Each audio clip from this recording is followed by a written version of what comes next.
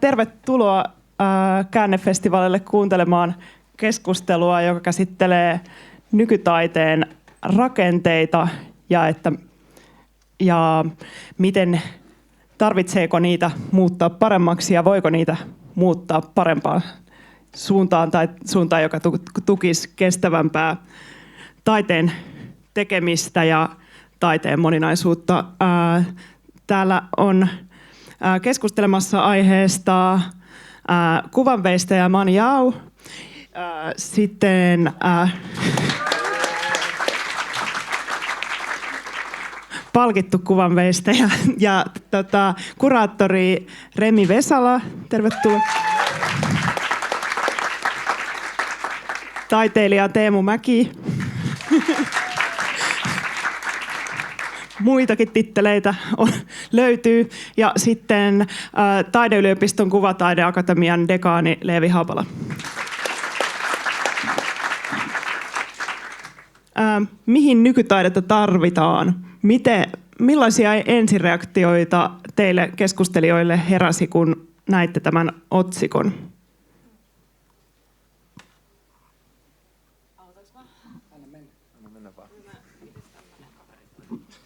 Halo. Joo, se toimii. No ihan lyhyesti. Mulle tietysti nykytaide on tosi tärkeä ja lähellä, ja mä koen, että sitä tarvitaan. Mutta kun mä sain tämän otsikon, niin mulla tuli myös vähän semmoinen niinku, suru tavallaan siitä, että taas me mennään ja istutaan ja joudutaan todistella muille, että oikeasti nykytaide, me tarvitaan sitä. Et se oli ehkä mun semmoinen ensimmäinen, tai jotenkin mä ajattelin, tai mulla nousi semmoinen kysymys, että millainen olisi yhteiskunta tai maailmankuva, jos koetaan, että ei tarvittaisi nykytaidetta. Jep. Joo. No mulle tuli ehkä, koska se tuntui provolta se kysymys, niin sitten mulle tuli semmoinen provo-vastaus myös, että tarvitaanko sitä johonkin ja pitäisikö sitä nimenomaan tarvita johonkin. Ja sitten mulle tuli ehkä semmoinen lisäkysymys, että mä haluaisin kysyä ehkä niiltä ihmisiltä, ketkä ajattelee, että nykytaide on turhaa, että miksi, ja kuulla ne argumentit, koska mä oon aika varma, että me voitaisiin perustella ne kaikki syyksi, miksi nykytaide nimenomaan on tärkeää. Että ehkä tämmöinen niinku, tuli semmoinen pieni kiukkukin jopa, mutta sitten ehkä semmoinen rehellinen semmoinen oma tunne, just ehkä vähän niinku vastaava kuin sulla, että sellainen, että tai en haluaisi kuvitella maailmaa, missä ei ole nykytaidetta. Et ehkä myöskin semmoinen pieni melankolinen fiilis.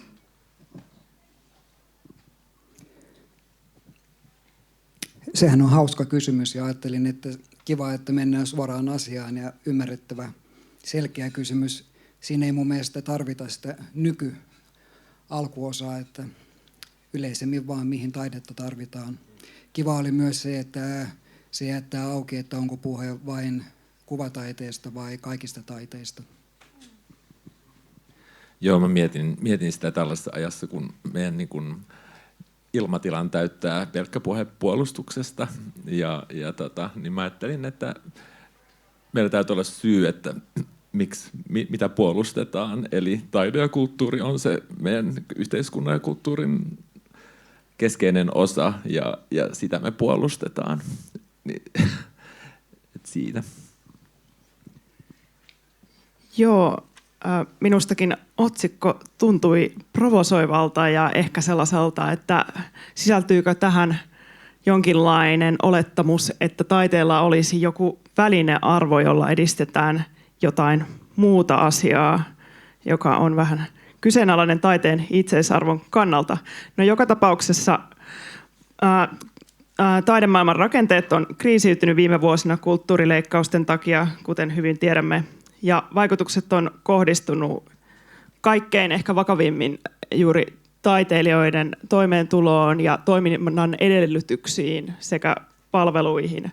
Mutta toisaalta, jos vaikka katsoo vaikka mielipidemittauksia tai suomalaisten museokortin käyttäjien määrää, joka on 360 000 ja joku 5 miljoonaa museokäyntiä viime vuonna, niin suomalaiset kyllä niin kuin välittää taiteesta ja kuvataiteesta ja käy tosi paljon taidenäyttelyissä. Ja kortti on tuottanut suomalaisille museoille viimeisen 10 vuoden sisällä jopa 120 miljoonaa euroa. Ja mediassa on juhlittu vaikka Sherpek-näyttelyn näyttelyä, joka on Momassa ja ylipäätänsä tätä museoiden suosioita, mutta nykytaiteiden vienti- ja avustuksia ja kohdeapurahoja on leikattu entisestään. Ja elokuva-alalla kuitenkin viime syksynä kaavaillut 7,8 miljoonan leikkaukset onnistuttiin perumaan, eli alan lobbaaminen oli ilmeisesti niin onnistunutta. Miksi kulttuuri- ja taideala ei ole onnistunut vastaavalla tavalla vakuuttamaan päättäjiä siitä, että nykytaide on tärkeää, ja mättääkö jokin taidealan edunvalvonnassa, kun näitä ei ole tosiaan kaikesta vastustuksesta huolimatta, näille ei ole pystytty tekemään juuri mitään käsittääkseni.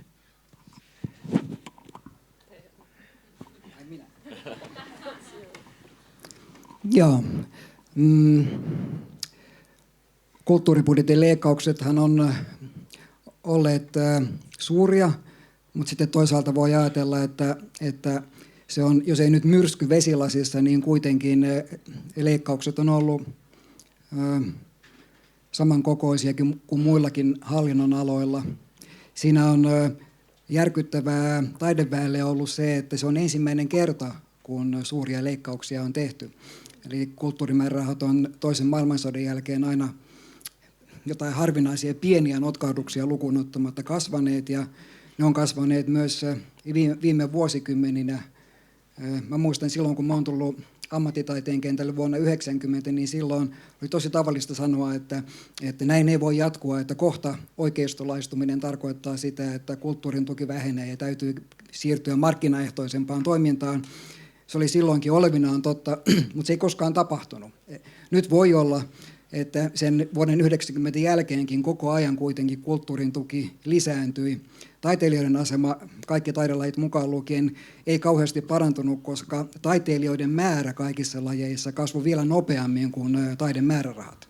Mutta se peitti sen tosiasian, että kyllä se kulttuurin tuki kasvoi ikään kuin määrätietoisesti valtion tahdolla, mutta sitten nyt tämän hallituskauden leikkaukset, ne on ensimmäinen kerta, että tulee tämmöinen, törmätään jäävuoreen ja sitten vähän upotaan, mutta eihän tässä mihinkään pinnan alle olla menty. Ja mitä tulee näihin leikkauksiin, niin mä luulen, että kaikki taidealan järjestöt on kokenut kuitenkin sillä tavalla, että on tehty yhteistyötä opetus- ja kulttuuriministeriön kanssa, että ne on ollut meidän liittolaisia ja on jossain määrin onnistuttu minimoimaan ne leikkaukset. Ja sitten meillä on jossain määrin hyötyä siitä, että niin iso osa taiderahoituksesta on sidottu lakiin. Ja sen vuoksi esimerkiksi valtion taiteilija-apurahoja ei ole leikattu vielä ollenkaan, koska ne on lakiin sidottuja. Ja VOS-laitosten rahat on myös toistaiseksi säilynyt. Se, mistä on leikattu, niin on osittain jostain ehkä oikeastikin vähän turhasta, ja sitten valitettavasti juuri siitä harkinnanvaraisesta tuesta, vapaan kentän kohdeapurahat ynnä muut, mitkä mainitsit, tai vapaan kentän yhteisötoimijoiden määrärahat, koska niitä ei laki turvaa niin hyvin kuin näitä muita.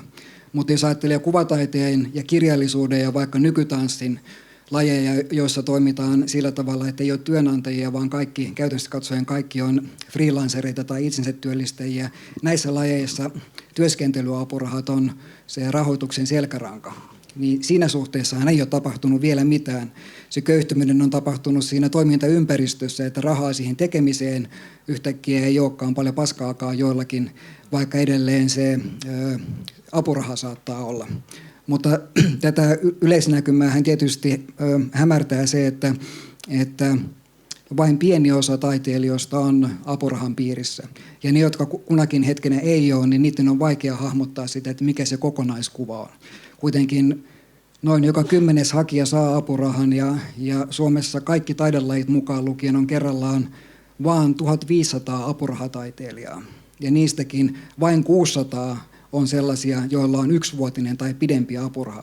Ja tämä 600 porukka on se, mistä sitten saatetaan puhua jotenkin niin kuin, kriittisesti tai halveksivasti, että on jotkut helvetin apurahataiteilijat, hirveä taakka veronmaksajille, vaikka se on naurettavan pieni porukka, joka työskentelee 2 000–3 800 euron suuruisella kuukausikorvauksella.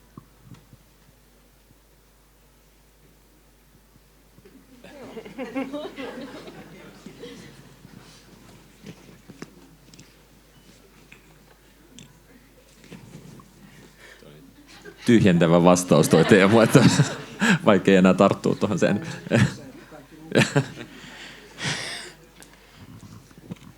Ehkä just voi sanoa tästä jotain lisätä? Mä kaivan mun muistiinpanot, koska mä juoksin tänne lavalle jostain suoraan tuolta. Ja tää tuntui siltä, että mä tein mun viime vuoden kaikki kotiläksyt jotenkin kerralla.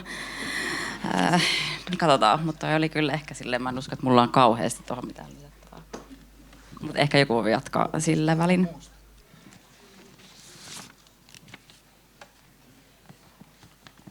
Niin, no ehkä mä mietin, niin kuin just jos miettii kuvataiteita erityisesti ja kuvataiteilijoita niin kuin semmoisena ammattiryhmänä verrattuna sitten niin kuin just moniin muihin taiteen aloihin, niin kuvataiteilijat työskentelee tosi usein yksin, ei ole ehkä niin kuin ammattiryhmänä yhtä järjestäytyneitä kuin tosi monet muut, ja sitten just niin kuin tämmöisiä palkkatyömahdollisuuksia kuvataiteilijoilla on käytännössä ei juuri mitään.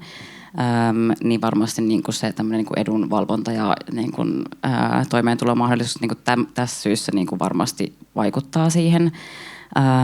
Tavallaan se työn luonne on erilaista ja myöskin kuvataiteilijuus on ehkä semmoinen niin kuin vieraampi, niin kuin, tai ehkä kuvataiteilijat ei ole jollakin tavalla niin näkyviä taiteilijoita kuin vaikka esitystaiteilijat tai muut näyttämötaiteiden parissa työskentelevät. Et ehkä se voi olla myöskin tämmöinen pieni niin kuin, tavallaan näkymättömyys jollain tavalla niin kuin ammattiryhmänä.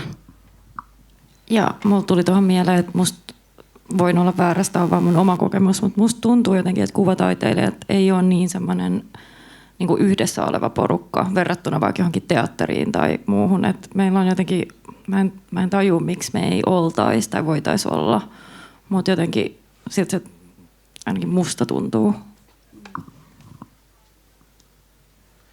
Joo, siis teatterissa tai orkesterissa sinähän kanssa valmistutaan taideyliopistossa, mutta yleensä sitten työpaikkaan, jossa soitetaan tai näytellään teatterissa tai produktioihin, että ollaan enemmän työsuhteessa, kun taas kuvataiteilijoiden työnkuva on hyvin oman tyyppinen. Ja tosiaan viimeisen parin vuoden aikana niin julkisuudessa on ollut tarinoita siitä, että esimerkiksi suomalainen sosiaaliturvajärjestelmä ja työllisyyspalvelut on aika huonoja tulkitsemaan taiteilijan työn erityislaatuisuutta, mikä ei välttämättä johdu mistään mielivallasta, vaan niinkin siitä, että se lainsäädäntö vaan on sen verran epämääräinen, että jokaisen taiteilijan kohdalla pitää tulkita se eri tavalla, että työllistyykö taiteilija.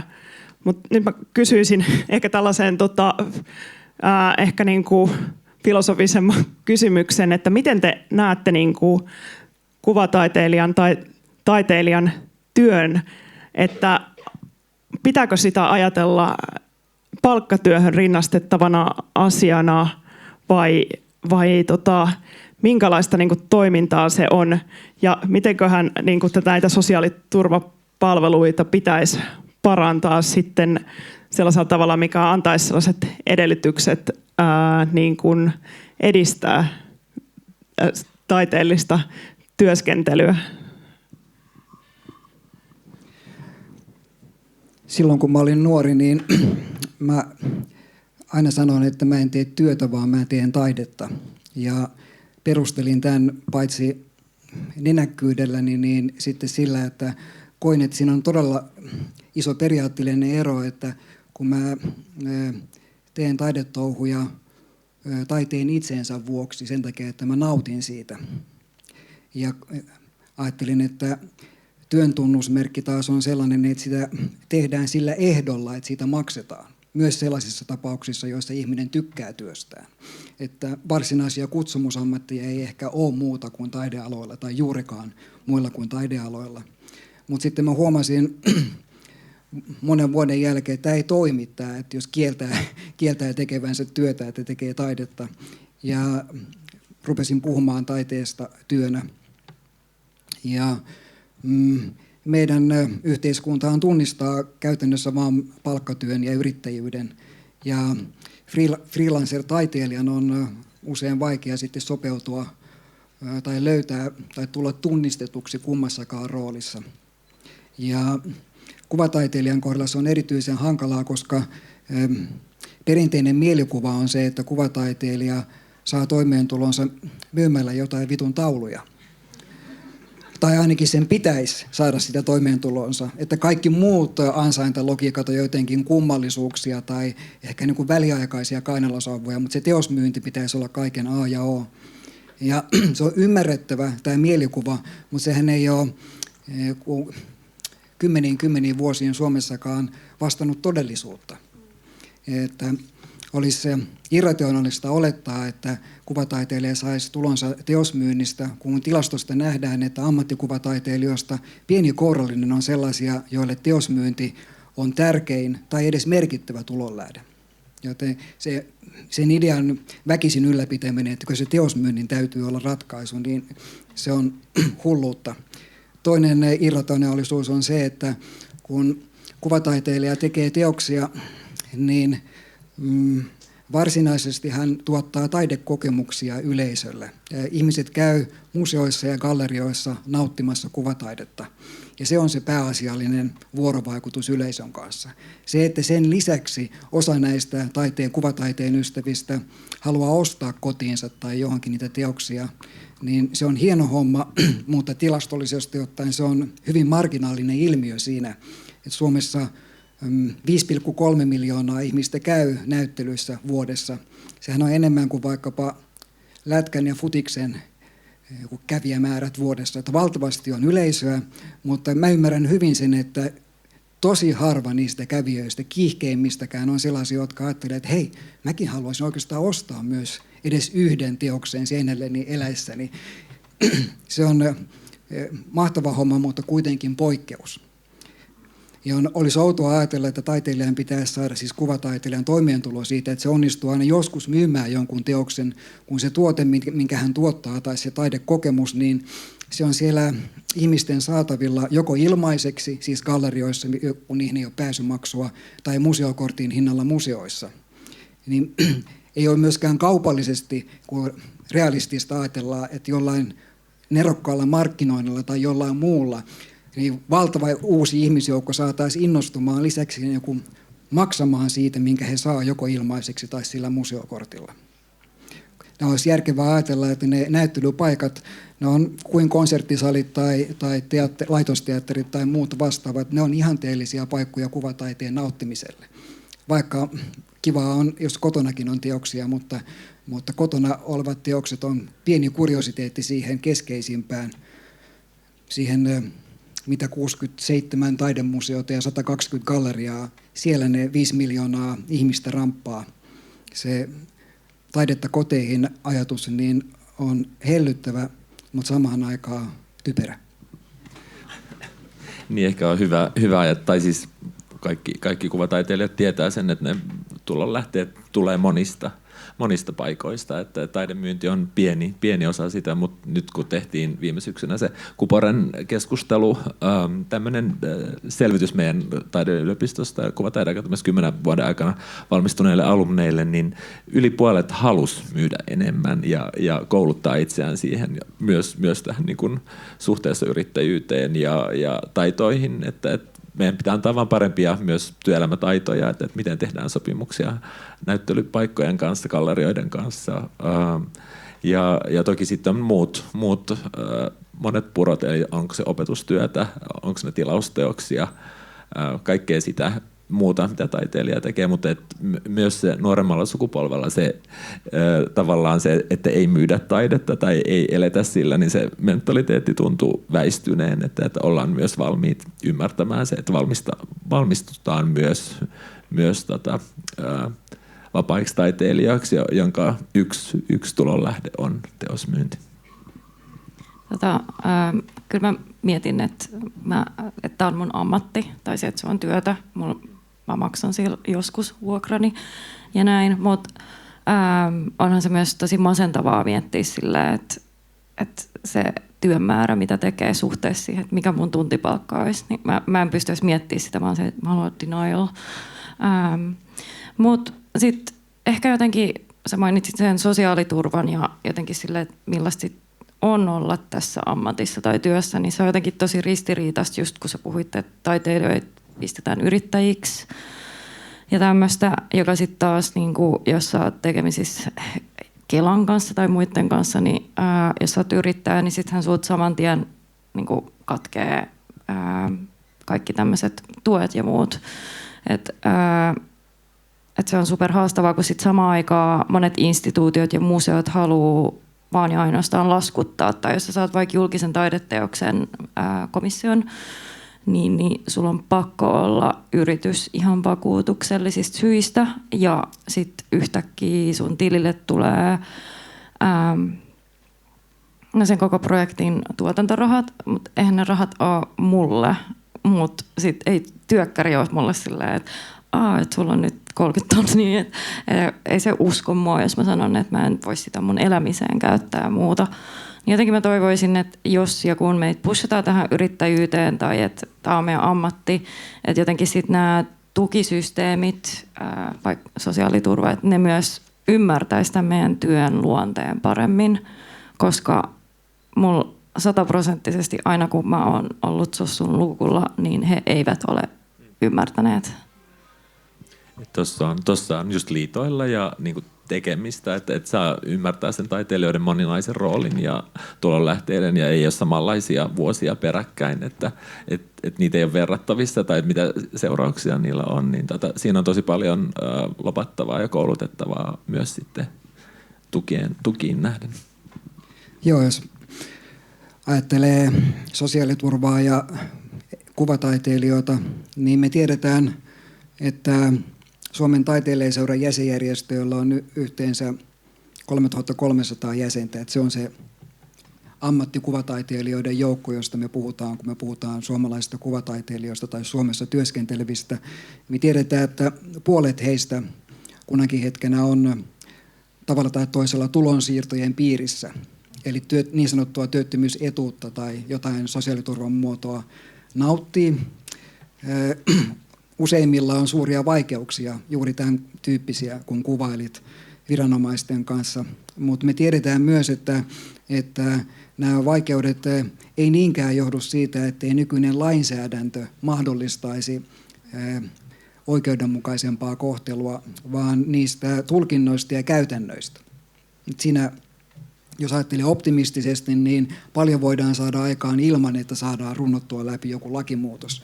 Ja mitä lakimuutokseen tulee, niin tärkeää on tajuta, että valtio ei koskaan tule erikseen tekemään mitään sosiaaliturvapakettia vaikkapa taiteilijoille. Että se tulee, kun sosiaaliturvaa tai työttömyysturvaa uudistetaan, niin jos jotain huononnuksia tai parannuksia ne tulee taiteilijoille, ne tulee siinä kaikkien muiden joukossa. Ei pidä ajatella, että valtio pitää saada ymmärtämään tämän erityisryhmän erityiset tarpeet, vaan pitää saada niin prekaarissa asemassa olevien ihmisten, joilla on silpputulot. Milloin on tekijänoikeustuloja, milloin on palkkatuloja, milloin työkorvausta, milloin laskutettavaa tuloa, ties mitä, ja näitä hyvin epäsäännöllisesti. Ja tämän ihmisjoukon osuus väestöstä kasvaa nopeasti. Niin tässä voi siinä mielessä ajatella, että ei sillä lailla, että tämä hoituisi jotenkin itsestään, mutta se yleinen paine siihen, että prekaarissa asemassa olevien, työmarkkinoilla olevien ihmisten asema täytyy saada kuntoon, niin se kasvaa niin nopeasti, että mä näen tilanteen kuitenkin valoisana.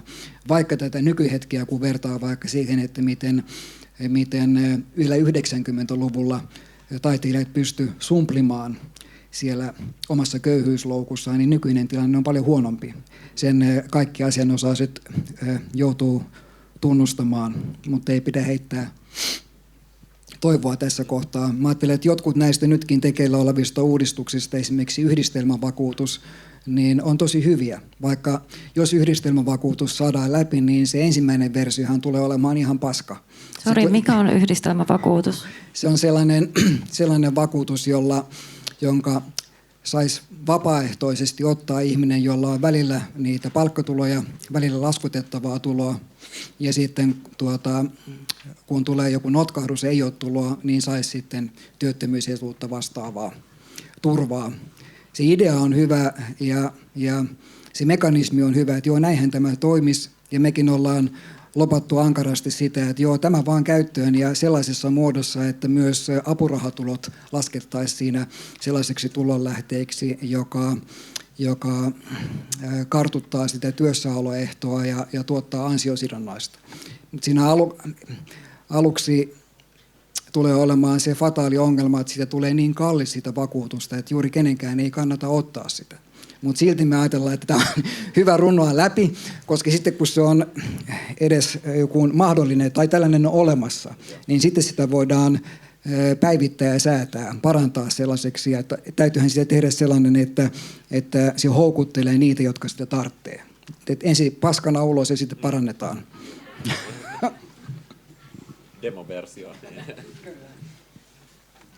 Mä ehkä mietin, että tavallaan kun sä sanoit, että ei ole sille niin kuin kyseessä joku erityisryhmä, vaan että kun on niin kuin paljon myöskin muun alan pätkätyöläisiä, mutta kun mä itse ajattelin, että siinä kuvataiteilijan työssä on myöskin erityispiirteensä, että tavallaan niin kuin tulon lähteet, mitä on, niin on vaikka näyttelykorvaus, mikä on korvaus siitä, että sun teos on esillä, näyttelypalkkio, mikä on korvaus siitä työstä, minkä sä teet sen eteen, että se teos tulee esille, eli sekään ei ole siitä niin kuin tekemisestä, sen teoksen tekemisestä itsestään, ja sitten niin. Ja tätä niin kuin taiteellista työtä itsessään, niin siihenhän niin kuin ei ole juuri mitään muita kuin apuraha, joita just tästä aiemminkin jo mainittiin, niin ei ole kaikille ammattitaiteilijoille olemassa, tai niin kuin ei ole riittävästi rahaa rahoittaa kaikkia ammattitaiteilijoita apurahoin. Että tavallaan se, niin kuin, ne tulot ei tuu silloin, kun sä välttämättä teet sitä niin kuin taiteellista työtä, vaan se tulee jälkikäteen korvauksina tai palkkioina siitä jo tehdystä työstä, niin se on työkkärin kannalta myös hankala. Esimerkiksi työkkärin kannalta hankala tilanne, että tavallaan se työ ja palkka ja näin niin kuin ole silleen, niin kuin tavallaan ajallisesti myöskään silleen suhteessa. Ja se aiheuttaa tosi paljon ongelmia just niin kuin sit, kun asioi taiteilijana työkkärin kanssa ja sitten saa jostakin työstä, mitä on tehnyt jo kauan sitten. Tai ei pysty vaikka tehdä sitä työtä, koska työkkäri laskee sen työn tekemiseksi, vaikka sä et sillä hetkellä saisi niin kuin senttiäkään rahaa mistään. Että tavallaan siinä on niin kuin mun mielestä jotain kuitenkin tämmöisiä erityispiirteitä. Siis mä oon kuullut, että työkkäri on vain lakkautettu jo siitäkin syystä, että sulla on nettisivut pystyssä. Ja onhan kuvataiteilijan ammatissa on valtavasti erityispiirteitä, mutta tarkoitin sitä, että kun sote-puolen näkökulmasta se on niin pieni ihmisryhmä, että on epärealistista ajatella, että sille ihmisryhmälle tai ammattikunnalle tehtäisiin joku oma apparaatti. Mutta näistä kuvataiteilijan toimeentulon erityispiirteistä olennaisin on se edellä mainittu, se, että mielikuva on se, että se raha pitäisi tulla teosmyynnistä. Ja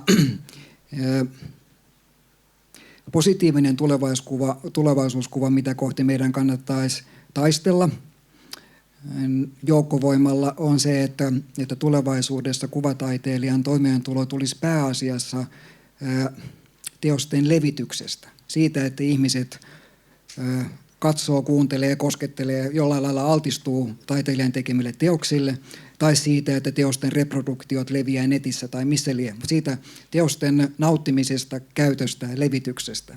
Se olisi loogista, koska sillä tavalla kuvataidetta taiteen ystävät käyttää. Ja tämä nykyinen malli on sillä tavalla nurinkurinen, että nyt siitä levityksestä usein ei tule ollenkaan tuloa, tai tulee naurettavan pieni tulo, tai sitten on jopa niin, että taiteilija itse maksaa hänen taiteensa nauttimiskustannukset yleisön puolesta tekemällä päivätyötä ja kustantamalla sen kaiken. Ja sitten se näyttely on siellä ja ihmiset käy ilmaiseksi katsomassa. Se on hienoa, että näyttelypaikkoja on niin perkeleesti ja on hienoa, että yleisöä on niin perkeleesti, mutta emme voida loputtomasti, kun vaan marttyyrinä kärsiä ja ajatella, että tämä on joku luonnonlaki, että näin se nyt vaan on, eihän tälle mitään voi muuta kuin jos tulee joku semmoinen lottovoitto, että tulee taidemarkkinoiden suosikiksi. Joo. Niin, löysin tämmöisen niin kuin Taiken 20 vuotta vanhan julkaisun, jossa puhuttiin tästä, että taidealan ja erilaisten kulttuuriammattien niin kuin korkeakoulutusta lisättiin tosi voimakkaasti 90-luvulla tämän teknologia ja sen niin kuin tavallaan vähän niin kuin tulevan IT-boomin pre-millennium tension ajoissa, ja sitten uskottiin, että tämä luova ala tulee tuomaan tosi paljon kasvua ja toimeentuloa ja uudenlaisia töitä sitten taiteilijoille ja kulttuurialan ihmisille, mutta sitten jo tällöin niin kuin 2006 todettiin, että tämä niin kuin Ysärin ja 2000-luvun alussa ollut vaihe ei johtanut siihen, että taiteilijat että johti siihen, että on paljon niin kuin työttömiä kulttuurialan ihmisiä ja tuotti ison poolin niin kuin kilpailua ja että taide- ja kulttuurialan koulutusta ei enää voisi ajatella niin kuin toimeentulon tapana, vaan yhtenä väylänä päästä taidemaailmaan. Ja aika meinaa loppuu, niin pian, mutta leikkaukset nyt on niin kuin vaikuttanut näihin kuvataide- ja taidealan järjestöjen taloudelliseen tilanteen ja toimintakykyyn. Että näitä järjestöjä on tosi monta niin kuin näitä, ja osa varmaan kertoo tästä niin kuin, uusien taide- ja mediataideammattien määrästä ja niiden tekijöiden määrästä. Ja nyt on suunniteltu, että nämä kuvataidealan yhdistykset yhdistyis ja perusteluna on käytetty tehokkaampaa edunvalvontaa. Ja taiteilijayhdistys on jo lähtenyt edistämään tätä yhdistämishanketta, mutta esimerkiksi Kuvanveistäjäliitto on ilmoittanut, ettei lähde mukaan. Niin mitä te ajattelette tästä ehdotuksesta ja mitä mahdollisuuksia ja riskejä siihen liittyy? Ja minua kiinnostaisi Manilta kuulla ensin, että mitä se Kuvanveistäjäliitto, millä perustein he ei halua tähän, ei mitenkään, että tarvii omaa kannanottoa ottaa, mutta kiinnostaisi tämä ja sitten. Mä puhun vaan ja ainoastaan omasta puolestani, koska mä en itse asiassa ollut siinä kokouksessa, kun tämä asia päätettiin. Seurasin kyllä sitä jälkipyykkiä, että se oli mennyt aika rajuksi se tilanne siellä. Ja joo, ehkä mä avaan sitä sen enempää, mutta seurasin vaan sitä sähköpostia. No joo, anyways. Mä luulen, että kuvanveistäjät päätyi tähän ratkaisuun sen takia, koska tai meidän liitto päätyi tähän, koska he kuvittelevat, että kun meidän tarpeet on hyvin erilaiset kuin vaikka taidemaalareilla tai grafiikan tyypeillä, bla bla bla, niin me tarvitaan rahaa eri asioihin, ja että jos me ollaan kaikki yhdessä, niin menetetäänkö me itse asiassa rahaa. Ja siellä oli kaikenlaista muutakin perusteita, mutta en avaa sitä sen enempää. Mun henkilökohtainen mielipide on, musta se mikä se on, yhdentymisen joku, no yhdessä oleminen joku, on hyvä idea, ja musta olisi jotenkin tärkeää, että me oltaisiin, niin kuin mä sanoin aikaisemminkin, että me oltaisiin semmoinen yhteinen rintama, yhdessä halutaan parantaa meidän omaa asemaa tässä vaikka työmarkkinoilla tai whatever. Ja mä mietin sitä itse asiassa, tai mulla tuli mieleen, kun mä työskentelen aika paljon Kööpenhaminassa, niin siellä on sillä tapana, siellä ei niin kuin esitellä itsensä, että hei, olen kuvanveistäjä, hei, olen maalari, vaan kaikki on taiteilijoita. Että siellä niin kuin, sekin on semmoinen, niin kuin, ja sitten ne on paljon yhtenäisempi joukko siellä. Niin mä toivoisin, että me saataisiin Suomeenkin tämmöinen samanlainen mentaliteetti, että sen sijaan, että me taistellaan niistä pikkupennosista, että minä haluan pensseliä, minä haluan rälläkän, niin että me voitaisiin nähdä se silleen, että tämä on kaikki niin kuin kotiin päin, koska me ollaan se outo erikoisjoukko täällä työmarkkinoilla kuitenkin. Mutta joo. Saako kommentoida? Tämä yhdistyminen on mun mielestä tylsä aihe, mutta tärkeä sen vuoksi, että Suomen taiteilijaseuralla ja sen 6 jäsenjärjestöllä on yhteensä 20 työntekijää tai 20 henkilötyövuotta, niin kuin niitä lasketaan. Ja meidän edunvalvonta ei ole kovin tehokasta, kun katsoo, että niistä 20 yksikään ei voi kokopäiväisesti keskittyä siihen lobbaamiseen, edunvalvontaan. Jos ajattelee ammattiliittoja tai edunvalvontajärjestöjä, niin se on ilmiselvästi epäkohta, että tämä on helvetin epäkäytännöllistä ja mikä idea tässä nyt on, että teillä on perkeleesti porukkaa ja aika paljon rahaakin, mutta te ette onnistuneet joku fokusoimaan siihen, mikä on taiteilijoiden kannalta kaikista olennaisinta. Tämän vuoksi minä ja monet muut kannatetaan sitä yhdentymistä tai yhdistymistä. Sitten ne riskit tai pelot, ne on ymmärrettäviä, mutta mun mielestä ne on helppo, ne riskit, niiden toteutuminen estää. Mä ymmärrän hyvin, että vaikkapa taidegraafikko saattaa pelätä, että kun heitä on vaan muutama 100 ja taidemaalareita on 7 kertaa enemmän, niin jos yhdistytään, niin kuuluuko siellä enää graafikkojen ääni? Mutta näähän pystytään organisaatiomallilla ratkaisemaan niin, että edelleenkin nämä taidelajit säilyttää sekä sen äänivaltaansa että ominaislaatunsa sen yhdistymisen jälkeenkin.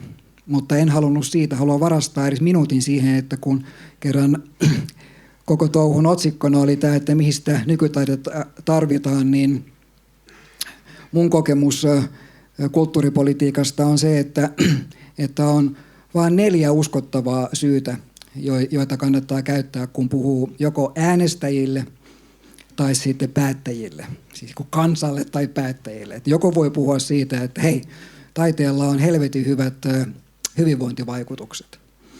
Ja sitten voi puhua siitä, että no, taiteella on tosi hyvät myönteiset talousvaikutukset. Ja sitten voi puhua siitä, että hei, ootko tietoinen siitä, että taide on sellainen monimuotoisen kriittisen keskustelun laji, joka oikeastaan on kuin demokratian selkäranka.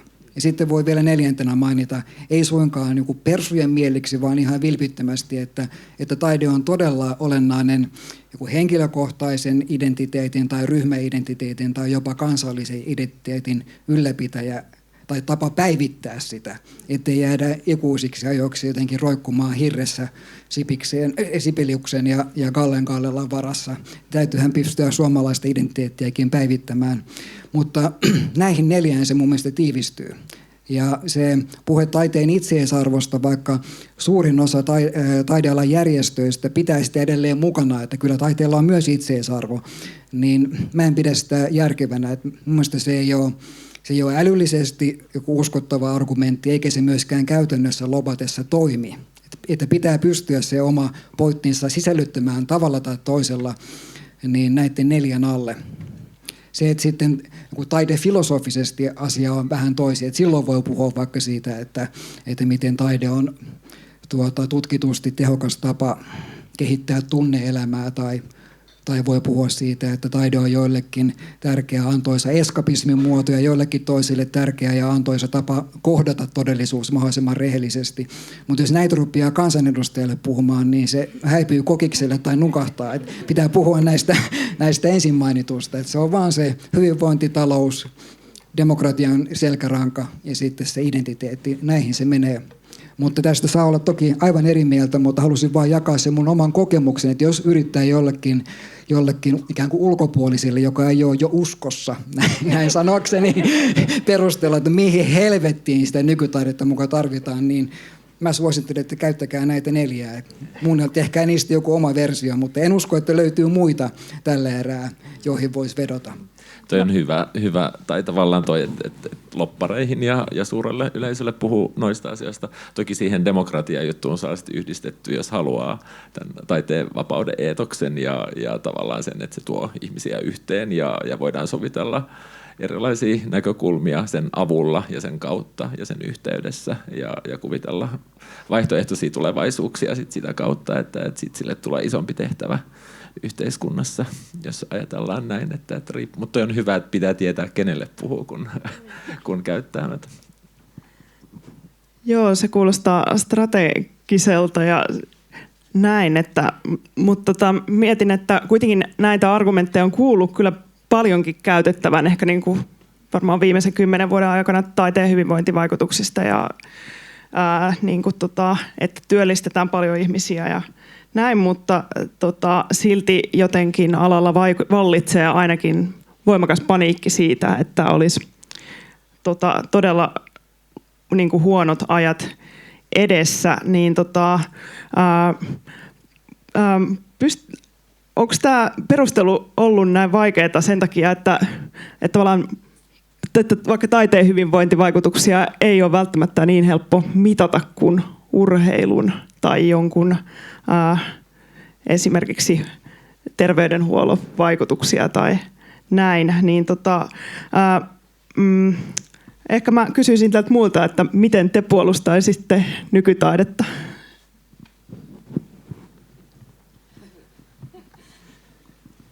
No mä lähtisin tuosta, mitä mä äsken sanoin sen siitä demokratiakäsityksestä ehkä enemminkin, kun antaisin muun syyn sille, eli just siitä sen luomasta mahdollisuudesta dialogisuuteen yhteiskunnassa ja siitä, että saadaan tuoda ihmisiä sen äärelle ja miettiä niin kuin sitä merkityshorisonttia, että jos eletään tällaisessa aika dystooppisessa maailmassa, josta on merkitykset luhistunut, niin sitten on jotain taiteen kautta tulevia merkityksiä, joiden kautta sit voidaan löytää syitä olemassaololle ja elämälle. Niin mennä ihan sellaisiin syviin diippeihin, enemmän filosofisiin kysymyksiin sit siitä, että miksi se on tärkeää ja myös sallia monenlaisten tulevaisuuksien, mitä vaikka media tai politiikka ei tarjoa tällä hetkellä.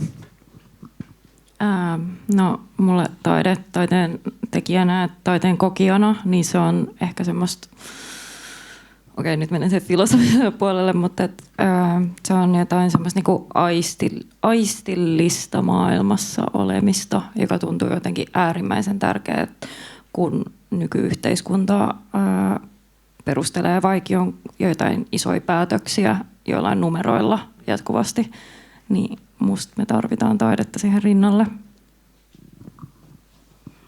Joo, ehkä tämä on sit osastoa, että ei saa kertoa kansanedustajille ja päättäjille, mutta siis sen takia se kysymys ehkä siitä, että tarvitaanko sitä, on mun mielestä, mä pidän siitä, että olisi joku asia tässä maailmassa, mitä ei välttämättä nyt tarvita ja se ei palvele mitään tiettyä logiikkaa, markkinalogiikkaa, jotain neoliberaaleja arvoja, vaikka nykyisessä taiteen tekemisessä ja rakenteissa se on myös väistämätöntä ja en paheksu ketään ja itsekin toimin niissä sisällä, mutta silti, että voi olla joku asia tässä maailmassa, mikä ei nyt niin kuin ruoki mihinkään semmoiseen jotenkin määriteltyyn laariin, niin se on mun puolustus.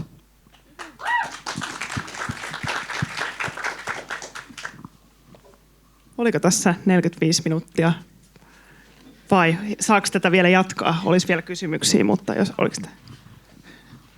Onko yleisöllä? 10 minuuttia. Vau, mahtavaa. Mä luulin, että tämä pitää juosta. No ehkä tässä välissä voisi kysyä yleisöltä, että onko kysymyksiä? Joo, kerro. Aki Hauru Muusikkojen liiton hallituksesta, moikka. Oli puhetta tuosta yhdistelmävakuutuksesta. Itse ajattelen, että ihan hirveästi hyvää näe siinä. Vielä se on hienoa kuulla, että Teemu näkee siinä potentiaalia. Mä näkisin, että se on niin kuin Grahn-Laasonen tämmöinen umpisysimusta himmeli lisää myriadien himmelien joukkoon, mutta mahtavaa kuulla, että se ei välttämättä ihan vaan niin ole. Kysyisin teiltä noista ansaintalogiikoista sen verran, että minkälaisia argumentteja teillä on perustuloa ja erityisesti niin kuin taiteilijan perustuloa vastaan, koska se on aika usein niin kuin semmoinen kysymys, että se tavallaan dumataan pois paletista mahdottomana toteuttaa tai niin kuin yrittää edes ajaa parlamentarismiin niin kuin sisään. Samaan aikaan, kun meillä on esimerkiksi Irlannissa tämän vuoden alusta aloitettu, niin itse muusikkona tietysti kiinnostunut näistä, että 325 € muusikoille perustuloa per viikko. Ja olen tutkinut sitä nyt viimeiset 3 vuotta. Viimeiset 3 vuotta ja tulokset on niin yksiselitteisesti sen kaltaisia, että viivan alle jää, oliko se muistaakseni 40 pinnaa vai pitääkö se sanoa 140% plussaa noin niin kuin valtion talouden kannalta. Niin, onko teillä siihen näkemyksiä, että miksi me emme oikeasti puskisi perustuloa ja sitten myös niin kuin tavallaan sen sisällä niin kuin sitten erityisryhmien taiteilijapalkkaa suoraan sanoen? Kiitos. Saako vastata? No, moni meistä varmasti kannattaa perustuloa ylipäätään ja moni ajattelee, että se on ainoa järkevä ratkaisu sosiaaliturvaan pitkällä tähtäimellä. Että se perustulo on taattu, ettei tarvitse venkoilla, ei sossun eikä työkkärin kanssa, mutta perustulon ongelma on tietysti paitsi siinä, että se on vaikea saada läpi erinäistä syistä, mutta sitten se, että se voi toteutua joko kuristavalla tavalla tai hyvällä tavalla. Et riippuen siitä, että pienentääkö se köyhien tuloja entisestään vai nostaako, niin se on sitten hyvä asia. Voi tietysti ajatella, että se on pitkällä tähtäimellä hyvä asia, jos tästä monimutkaisesta ja epäreilusta sosiaaliturvajärjestelmästä siirrytään sellaisiin, joka perustuu perustuloon. Mutta sitten erikseen tässä taiteilijoiden perustulosta, niin Suomessa tietääkseni yksikään taidealan järjestö ei ole kannattanut sitä. Taiteilijaseuran osalta osaan sanoa, että miksi. Syy on se, että me nähdään se niin, että se synnyttäisi uuden ongelman eikä ratkaisisi olemassa olevia. Eli se synnyttäisi sen ongelman, että jos ideana on se, että no taiteilijalle taataan joku perustulo, niin sitten tulee helvetin monen riita se, että no ketkä on niitä oikeita taiteilijoita. Ja tämä tulorekisteriehdotus esimerkiksi, niin sitä kuvataiteilijat ja esimerkiksi kirjailijat fanaattisesti vastustaa. Ja tästä me riideltiin viimeksi silloin, kun koronatukia kulttuurialalle jaettiin. No menemättä yksityiskohtiin, että mikä se kiista on, mutta joka tapauksessa se taiteilijoiden perustulon se isoin ongelma on se, että meidän on helvetin vaikea päästä yksimielisyyteen siitä, että ketkä nyt on niitä oikeita taiteilijoita, ketkä on jotain osa-aikaisia harrastelijoita. Sen vuoksi niin me pidetään parempana sitä, että on nämä niin kilpailut työtilaisuudet ja kilpailut apurahat. Että on tarjolla ja sitten niistä kilpaillaan ja hyväksytään se, että kaikille ei riitä.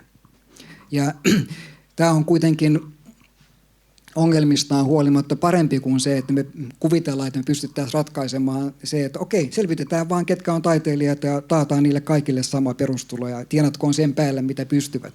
Ja tähän Irlannin kokeiluun, niin sehän ei oikeasti ole taiteilijoiden perustulo, vaan se on eräänlainen apurahamalli, koska siellä apurahajärjestelmää ei ole ollut. Sen kokeilun ideana on se, että ruvetaan maksamaan 2,000 eri alojen taiteilijalle tällaista ikään kuin taskurahan kokoista apurahaa.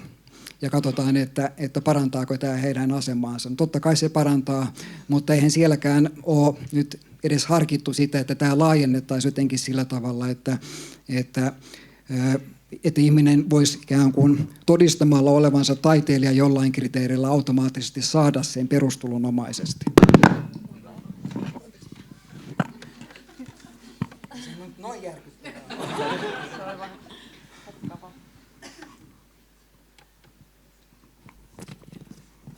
Oliko teillä muilla tähän perustuloasiaan kommentoita?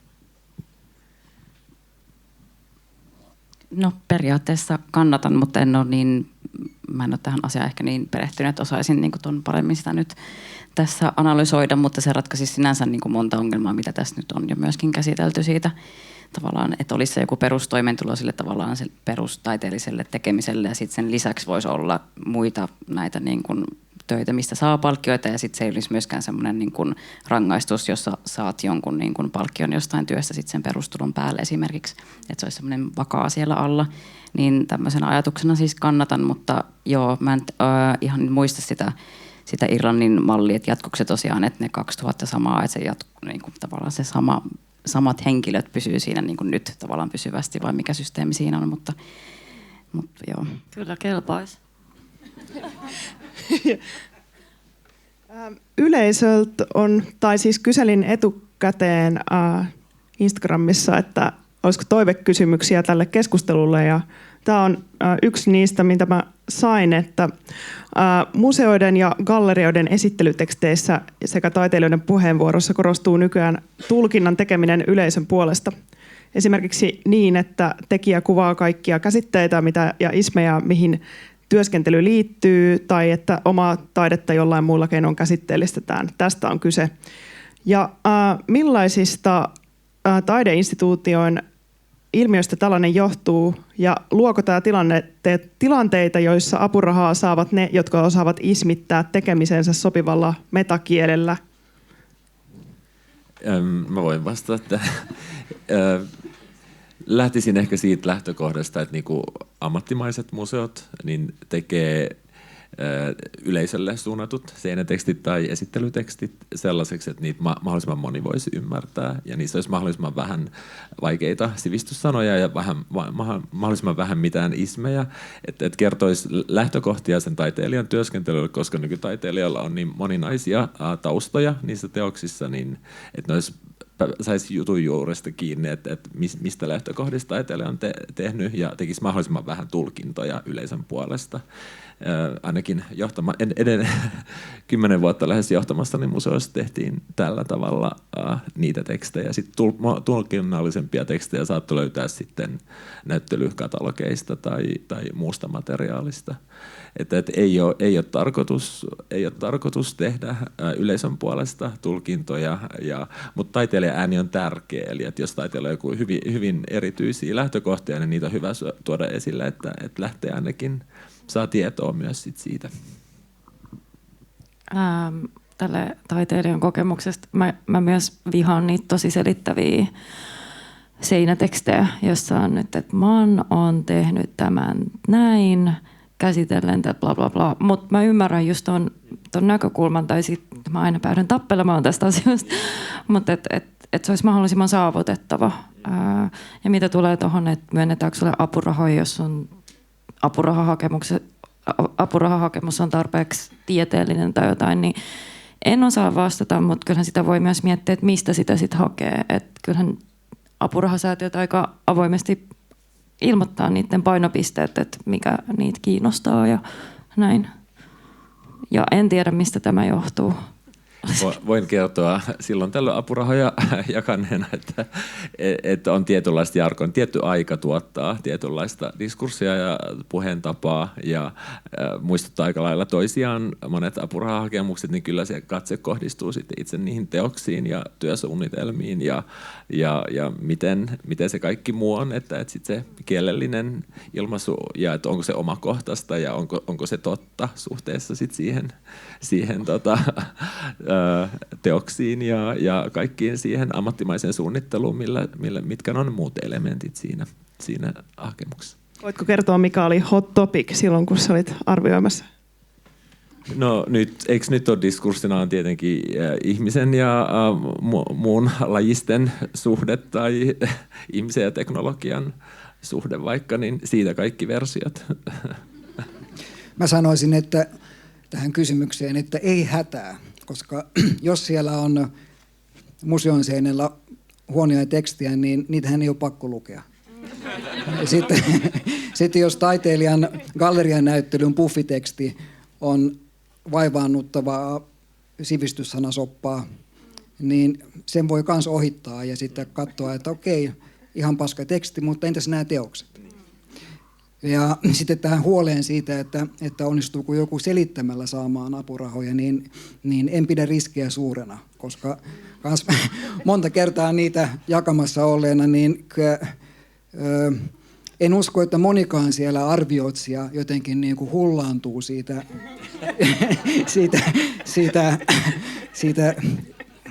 hakemustekstistä, että jos hullaantuu jostain, niin se on se portfolio ja ne teokset. Ja teoksiin saattaa sisältyä ja liittyä tekstiä, että kyllä niillä merkitystä voi olla, mutta ei se semmoinen niinku, hyvän pölynimurikauppiaan 1000 taalan paikkaa, jossa selittämällä myydään jotain huonosti toimivaa. Että Mutta mä ymmärrän, että osa taiteilijoista, kuvataiteilijoista, josta suurin osa kuitenkin on nimenomaan kuvataiteilijoita eikä niin kielellisesti orientoituneita, niin osa kokee sellaista hämmennystä tai ehkä pelkoa, että onko tämä maailma muuttunut sellaiseksi, että pelkillä teoksilla ei pärjää. Mutta ei mun mielestä sitä huolta ole. Et sitten jos on ihan mykkä tai ei halua puhua tai kirjoittaa, niin kyllä aina tulee joku tekemään sen tekstin taiteilijan puolesta, että ei hätää. Ja kannustaisin jo, sit kun teette niitä tekstejä tai apurahakemuksia, niin kirjoittakaa itse ne pääosin ainakin, että älkää laittako niitä tekoälytekstejä, kun ne on vielä uuvuttavampia. Ehkä mä sanon vaan lyhyesti, koska olen ollut kirjoittamassa näitä tekstejä sinne museon seinälle. Esim. Manille olen kirjoittanut tämmöisen ihanan selittävän tekstin sinne, että kiitos vaan.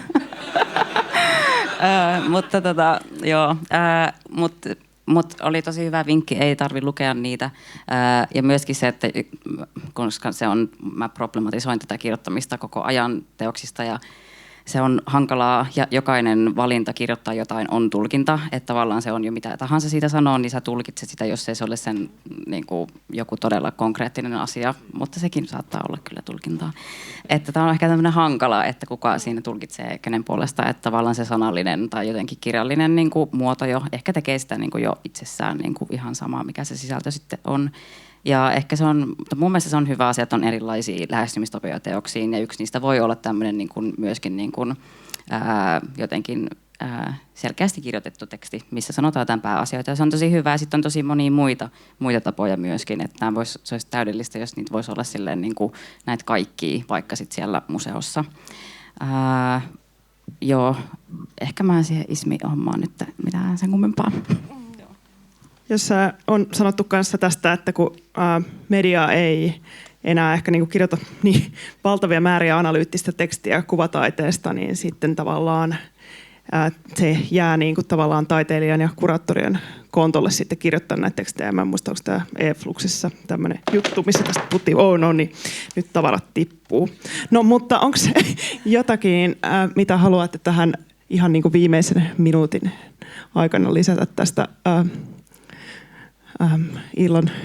päivän teemoista?